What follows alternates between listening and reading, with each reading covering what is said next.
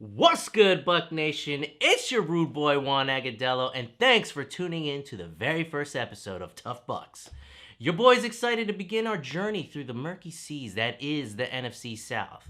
This week marks the beginning of training camp, and fans all across the league are geeking out because football's almost back, baby. Let's go! Leading up to the preseason games, we're going to be doing a little catching up and see how our Bucs got to this point. Today's episode is all about the year in review for our Tampa Bay Buccaneers. So with that, let's get it up.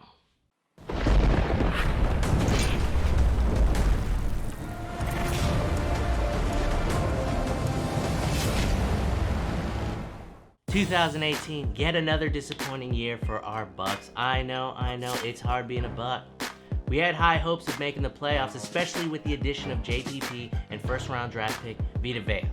Last season, the Bucs were keen on getting a pass rush, something they lacked the season before that. With those additions and their high-octane offense, these were surely going to be the right ingredients to get this franchise over the hump and finally make the freaking playoffs.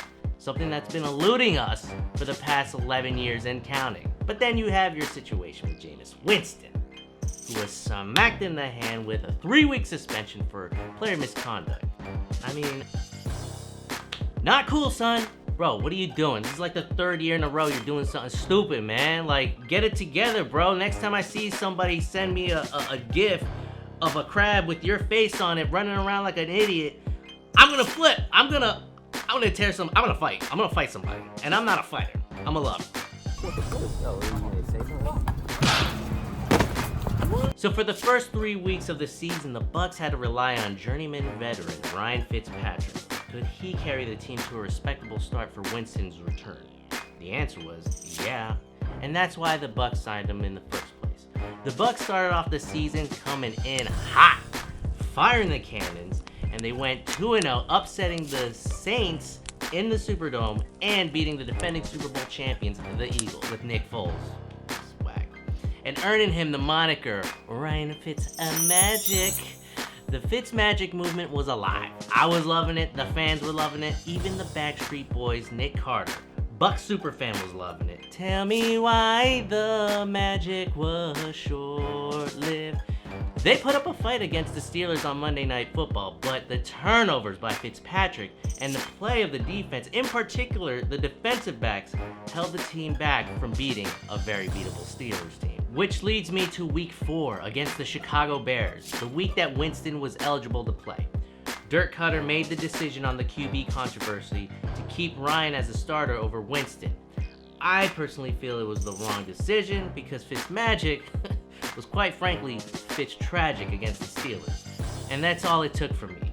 The Bears snuffed out any possibility of an aerial attack, and the game got ugly, and it got ugly fast, as Mitchell Trubisky went off and massacred the Bucs' pedestrian defense with 6 passing touchdowns, forcing Dirk Cutter's hand to replace Fitz-tragic with Winston, who, honestly, he didn't fare any better. He got whipped around. He was just... So what started off as a promising start to the season, where I was talking mad shit around the office, we gonna win, baby, we beating the Steelers, soon turned into another disappointing and frustrating year for your boy. With the way the offense was performing, the Bucs could have easily started the season off at 3-1, but the coaching, or lack thereof, on the defensive side of the ball showed. Quite frankly, it was hard to watch. They gave up an average of 34 points in the first 4 weeks and were the league's worst freaking defense through the first 6 weeks, and making this man look like a football god. When you make this man look like a god, you deserve to get fired. And that's what the Bucs ultimately did with Mike Smith. Should have been sooner, but Cutter didn't have the cojones to fire his friend. With Smith now gone, the defense slightly improved, but injuries and horrid play by the secondary plagued them and the team. You know what basura is?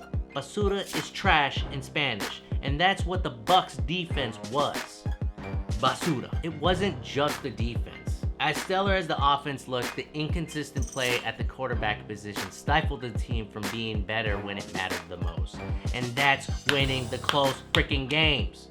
Winston's suspension ultimately affected the chemistry of the offense, especially with diva wide receiver Deshaun Jackson, who found better rhythm with backup Ryan Fitzpatrick. Between getting suspended 4 games and having to battle Ryan Fitzpatrick for the starting spot every week, his season with the Buccaneers was anything but smooth. Switching sails, let's talk about your boy, Dirk Koetter.